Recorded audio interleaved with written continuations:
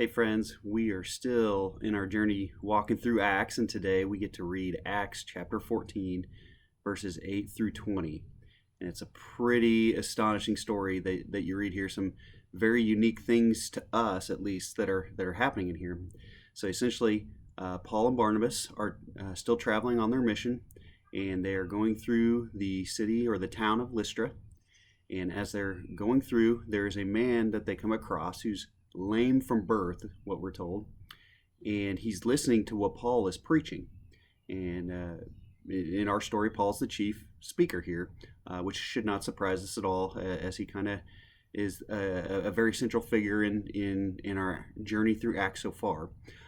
But as he's speaking, he looks. We're told in the text that he looks directly at the man, and the word that's used here is a word to describe kind of a very pointed, a very intentional look, and he stares or he looks, depending on which version you're reading, and then he speaks the man to stand up in a very loud voice. And the man stands up. A miracle is seen and experienced by this man. It's seen by the crowds around, and everyone is astonished. And in their astonishment, they bow down to Barnabas and they bow down to Paul, calling Barnabas Zeus and calling Paul Hermes. And in response to this, Paul and Barnabas respond in a way that is actually pretty similar to the way that they used to mourn at funerals. And then Paul starts speaking again and explaining to them, what you have just seen is not from us. We're just mortal flesh, just like everybody else around us. But what you have just seen is an act of the one and true living God.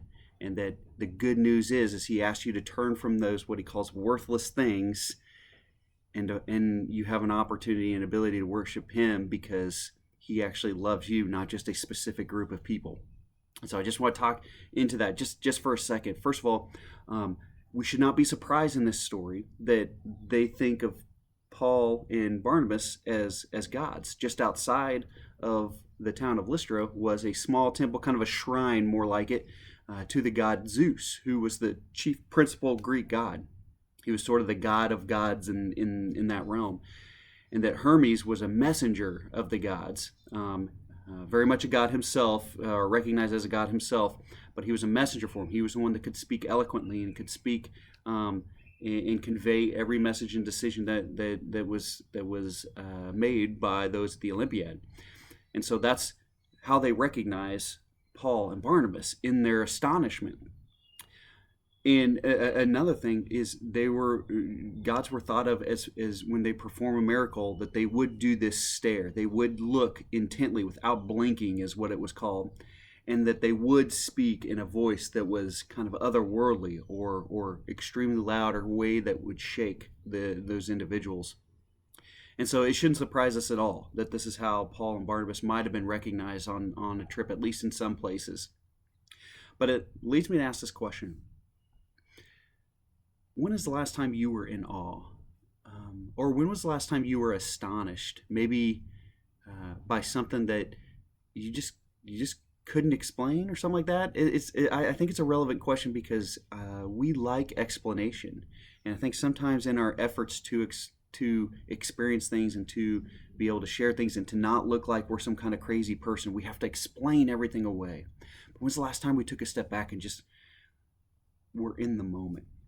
C.S. Lewis writes this in a book called Letters to Malcolm, Chiefly on Prayer.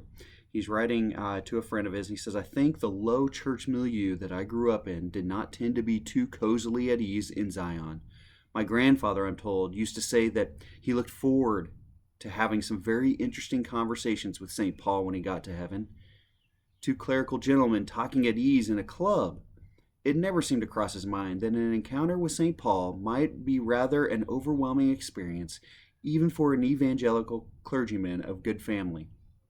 But when Dante saw the great apostles in heaven, they affected him like mountains. There's lots to be said against devotions to saints, but at least they keep on reminding us that we are very small people compared with them. How much smaller before their master. So today, what I would like for you to do is you read this passage and you listen to Paul and Barnabas' words, and as they explain and disperse the good news on a group of people who desperately want it, and I'm part of that group of people. Just let yourself be in awe. Just let yourself be astonished by that. Just think about how small you are, how great God is, and that he still gives you good news. So maybe with a friend or a family member, talk about, man, when's the last time we were just in awe, that we recognized that God is awesome, and it kept us silent. It kept us from trying to explain everything. We didn't have to look to see how everything connected. We just were. Be in awe today, and may God demonstrate his awesomeness to you. You guys have a blessed day.